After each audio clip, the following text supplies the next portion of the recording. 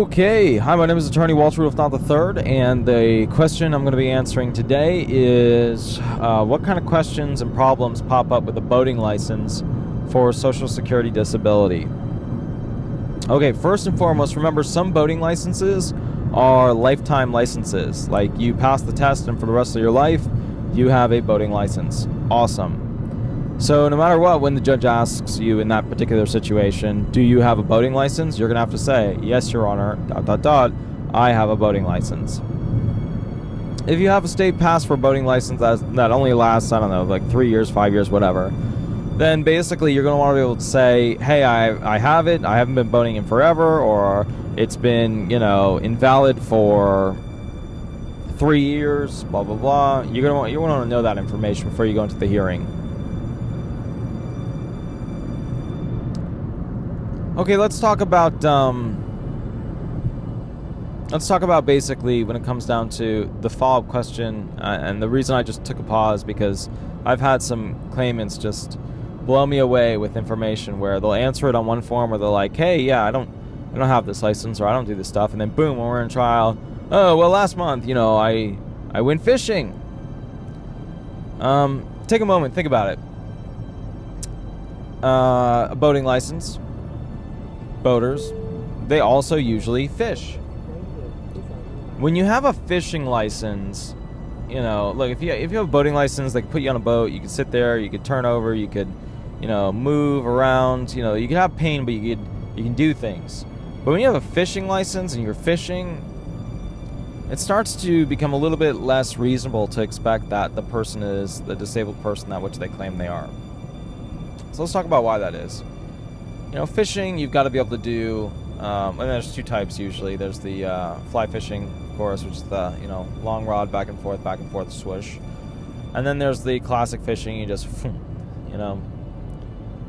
When it comes to that, you also have to be able to pull that fish in. So we're talking about upward movement. We're talking about, back, shoulders, arms, general muscle. We're talking about coordination. Some of this stuff has some pretty heavy weight to it. How big of a fish are you bringing in, stuff like that. So if you're claiming a musculoskeletal claim issue, then you better be able to have a good reason why you have a fishing license and you're not able to do the things that what you used to be able to do due to your disabling factors. So just kind of remember, boating license, okay. The follow-up question, though, is the killer. Do you have a fishing license? Now, rarely do I see this, but sometimes when the judge is feeling really good, the judge will ask, do you own a boat? If you own a boat, guess what? It essentially makes you look as if you have the capacity to load the boat onto some sort of platform to transport it. Get it into the water, move it around, do all that kind of stuff. And for a lot of musculoskeletal issues, along with other disabling factors, cardiovascular, things like that, you shouldn't technically be able to do those things. Now, maybe somebody helps you with it. Maybe you're the owner. Maybe you haven't been boating in years.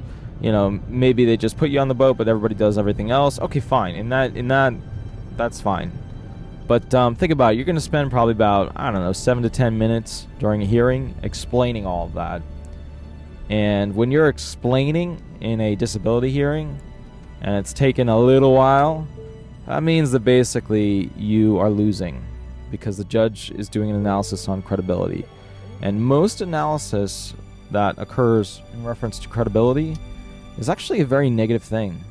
And the reason why is that if the judge even has to bring up in his mind, remember he's a human, or she, even has to bring up in his mind that there's a credibility issue, whether, you are credible or not, it's kind of like a credit card ping. Credit card pings your credit, and that lowers your credit score. Okay? Well, there are other things that can, but just think of it like that. A lot of people know and understand the whole credit thing where, it's like, they check to see what your credit is for a house, for a boat, for this, for that.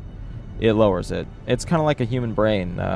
Checking credibility, it lowers the options, or it lowers in their head that rock solid version of who they believe you might have been before you even walked in that room.